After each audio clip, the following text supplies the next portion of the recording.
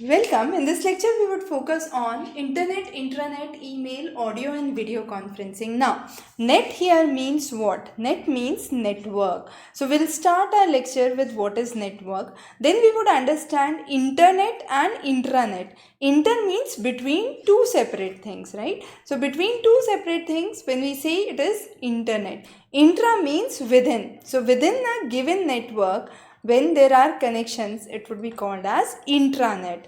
And then email, which is a normal mail similar to your post, but it is that means it is electronic. So this mail, rather than being delivered by the postman, it would be delivered via the network, and therefore it is called as an electronic mail. And then we would talk about audio and video conferencing. To begin with, network. Now, when we have a network, how would the signals work? Firstly, there has to be a computer. This has to be a sender computer. Then there has to be another computer which must receive the message. So this would be the receiver computer. Now, the sender computer would send the information through the modem. There would be a communication channel. This channel could be either cables or electric lines or wireless devices, and then there would be a receiver modem again, and finally the receiver which would receive the computer, which would receive the message. So it would be a receiver computer which would receive the message. Now the network can be classified based on geographical coverage into three: LAN, MAN, and WAN. What is this? Local area network.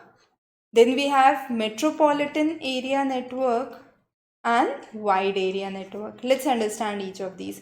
Local area network is a small privately owned network. So within an office, within a business entity, within a home, you have a LAN.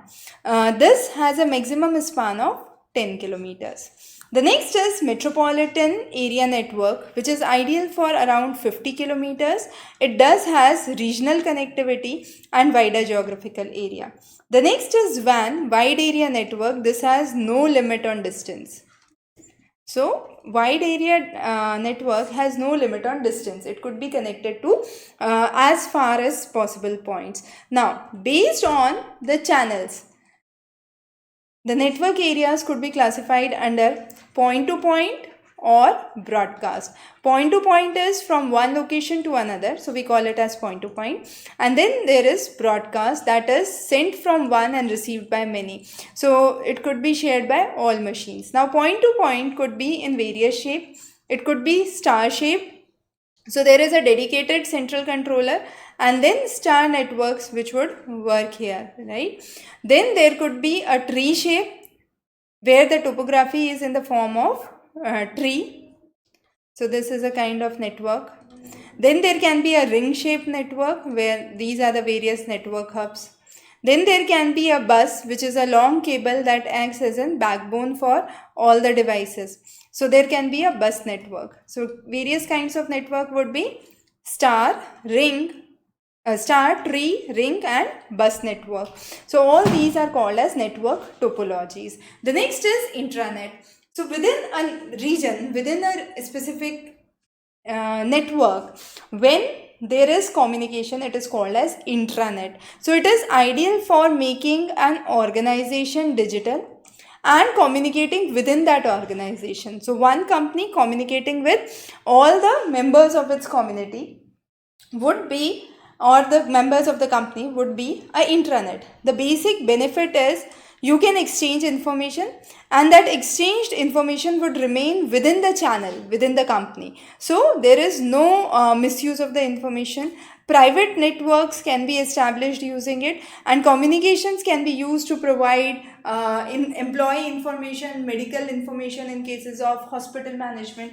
So there can be privacy related issues which can be actually checked. Distribution of data is restricted in these areas. Now what is the benefit? The first benefit is data is stored centrally at one place. Okay, the maintenance is relatively easier. There is web-based interface for communication. So within the company itself, the members can communicate on a common portal or a platform where they can interact with one another, and they can access that from anywhere in the world. It's not required that they have a common location where they are within that network. This intranet is on the network itself, but they have their own portal. For example, let me say there is a company XYZ. Now this company XYZ has its own portal. So everyone who is working in this company XYZ would log on to the XYZ portal and then would do the required things, whatever they have the assigned tasks and duties for them. But everything would be in the portal. So anyone who is on the XYZ portal can view it, can understand it, can make changes into it, can give suggestions,